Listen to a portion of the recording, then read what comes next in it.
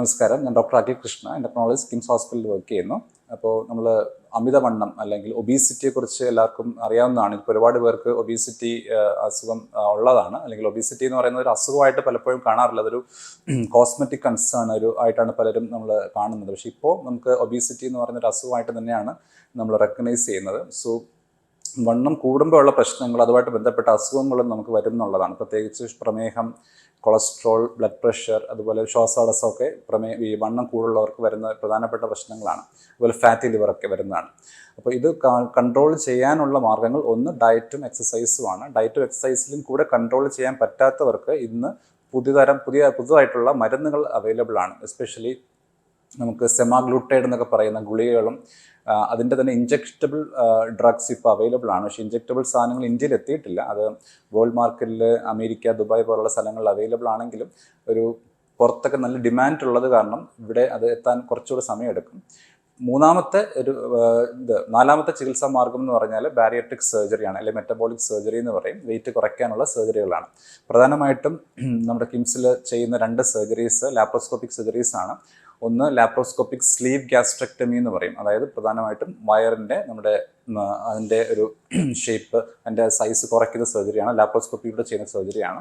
രണ്ടാമത്തത് ഒരു mini gastric bypass എന്ന് പറയും. അതായത് നമ്മുടെ കുടലിൻ്റെ സൈസും കുടലിൻ്റെ പൊസിഷനൊക്കെ ഒന്ന് ചേഞ്ച് ചെയ്യുന്ന സർജറിയാണ്. ഇതെല്ലാം പ്രധാനമായിട്ടും നമ്മുടെ കഴിക്കുന്ന ഫുഡിൻ്റെ അബ്സോർപ്ഷൻ കുറയ്ക്കുകയും വണ്ണം നിയന്ത്രിക്കുകയും ചെയ്യുന്ന സർജറികളാണ്. ഇതിലൂടെ തന്നെ നമ്മുടെ പല ഹോർമോൺസിനെയും അത് മോഡുലേറ്റ് ചെയ്യുകയും ചെയ്യും. അപ്പോൾ അങ്ങനെയാണ് വണ്ണം കുറയുന്നത്. ഇതിൻ്റെ കൂടെ ഡയറ്റും ഇതുപോലത്തെ എക്സസൈസൊക്കെ ആഡ് ചെയ്യുമ്പോഴത്തേക്കും നമുക്ക് നല്ല രീതിയിലുള്ള വണ്ണം കുറയ്ക്കാൻ വേണ്ടി സാധിക്കും.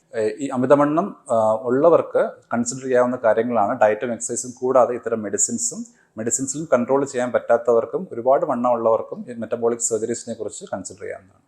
നമുക്ക് ഈ അമിതവണ്ണത്തിന് എന്ത് ചികിത്സയാണ് വേണ്ടത് എന്ന് തീരുമാനിക്കുന്നത് നമ്മുടെ ബോഡി മാസ് ഇൻഡെക്സ് എന്ന് പറയുന്നത് നമ്മുടെ weight in kilogram divided by height in metre square ആണ്.